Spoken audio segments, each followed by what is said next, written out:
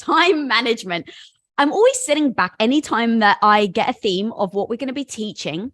And the very first thing I do is go like, no BS, what the hell do I do? Because a lot of you may already know this. I have zero professional training. So everything that I've thought of, done, executed on is me stumbling in the dark, bashing my toe, getting back up, wiping off the tears and keep going. So anytime I'm showing up, okay, what's the theme? And what's like the no BS way that I've actually been able to show up? And not to try and make it sexy for you guys, but actually make it tactical and real. So the very first thing when it came to time management, I was like, why is this even a problem? And I realized it's like one of the biggest excuses we give ourselves for everything. If you're trying to set a goal, if you're trying to set a dream, if you're like, oh, I really want to learn this, whether it's a skill set or read a book or watch a movie, what's the excuse? The thing that everyone says, oh, I don't have the time. It's like the go-to, like one that no one actually challenges, that we don't actually think about it. It's become so like habitual, I think, of us saying that as a reason that we don't actually acknowledge that it's a freaking excuse. So I want to start there of why on earth do we actually use this as an excuse in the first place? I think it's to make ourselves feel better. Now, here's the thing about this. If we don't actually address it, that's why I'm so obsessed and excited about today's lesson, because if we don't address it, it's the one thing I can't ever help you guys get it back. Right? I can help you build your confidence back.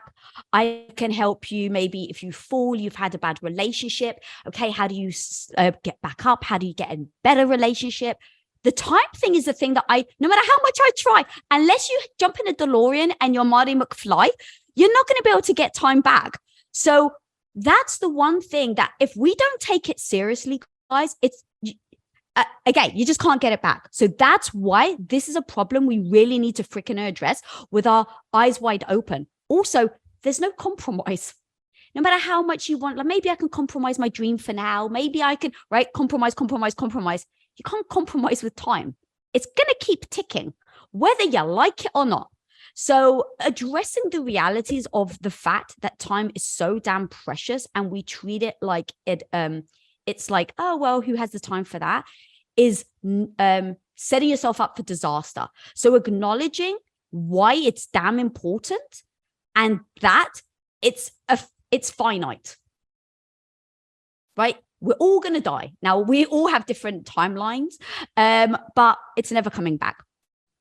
Now, there was this one story that hit me. I think it was Stephen King, that he wrote a short story.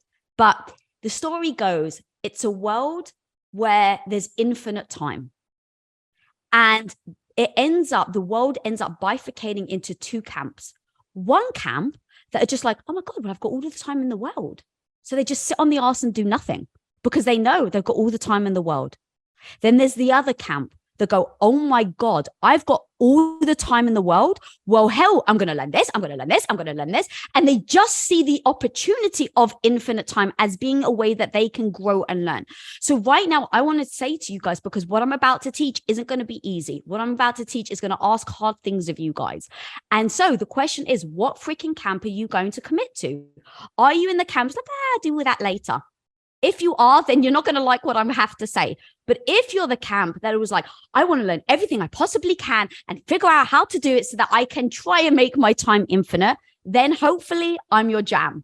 So I was going through what are the traps that we find ourselves in. And I'd really like you guys to list these. And then afterwards, when you have time to process, ask yourself if these are the traps that you're finding yourself in. So number one, the beliefs that we have around the things that we should do.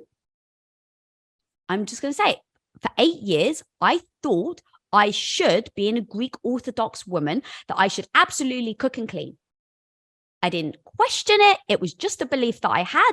And for 8 years, that was part of what kept me stuck, because I didn't even ask if what I was doing and my beliefs around what I was doing actually aligned with how I felt. Next thing is the expectations that you've had growing up that become habits. So there are things that you do habitually that you have zero idea of that you actually do it, and that it comes from expectations of childhood. So the one that I was thinking of when I was writing this was ironing. My mum growing up was taught that you iron everything from knickers to bed sheets to pillowcases. So because my mum just taught me this growing up, I thought, well, of course you got to iron pillowcases. And so it never dawned on me that I would go in automatic steps of laundry, ironing, until Tom one day was like, why the hell are you ironing your underwear? And I was like, well, what do you mean? And then I realized it just became such a habit, not even a belief. It just became a habit. So what are the habits you guys are doing that comes from expectations of your childhood? All right, another thing that we get trapped in is responsibilities. Now, again, sometimes these are very valid. Responsibilities like feeding your dog, which actually, sadly, I forgot to do yesterday. And I had an alarm that went off in the middle of a meeting and I canceled the alarm. Should have known better, never cancel alarms. And then an hour and a half later, I got pinged from someone else saying, did you feed Wookie? I was like, oh dear God, no, I didn't. But that's one thing that I have to get better at. But what takes up your time are the responsibilities that are very important to you, that are non-negotiable, right? You've got to feed your kids, you've got to feed your dog, things like that. So that's another thing of where your time goes. Identity. What is the identity that you have that is taking up your time? Are you the caretaker? Well, I've got to take care of my mum. Well, I've got to go over there 3 times a week. People pleasers. What is that identity that is taking up your time that you don't realize comes from an identity? Past promises that you guys have maybe made, or commitments. Like if you've committed to feeding your neighbor's fish, then whether you like it or not, no matter how much time management you do, that's going to be one thing. Again, that if you've made a promise or a commitment, it's going to take up your time. Lack of boundaries. Just saying yes to everyone is exactly why you struggle with your time management. FOMO. You so want to be part of it. You so don't want to feel like you're left out, that you say yes. And now when you go, oh, I don't have time to do that thing that I said was really important to me.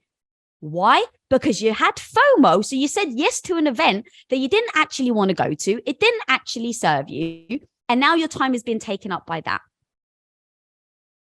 So now, actually, the biggest thing is a fallacy that we've all been told that you can have everything.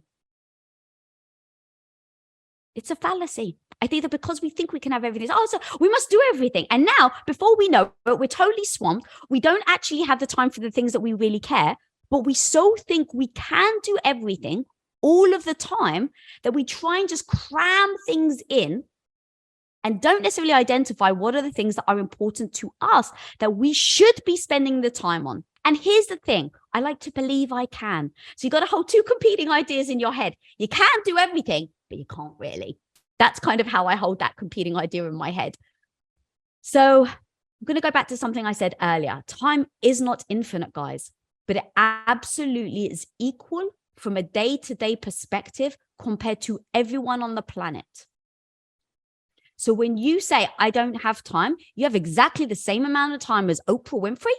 You have the exact same amount of time as Michelle Obama. You have the same 24 hours in the day.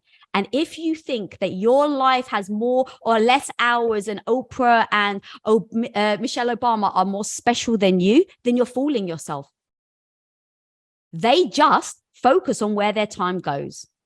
This can be your day for personal growth. This can be that day you committed to and you remember and you go, that was the day I got myself a community. I got better coaches. I committed to making my life the absolute best that I could. This is that day. Make today your growth day. Click the button on this page and sign up right now.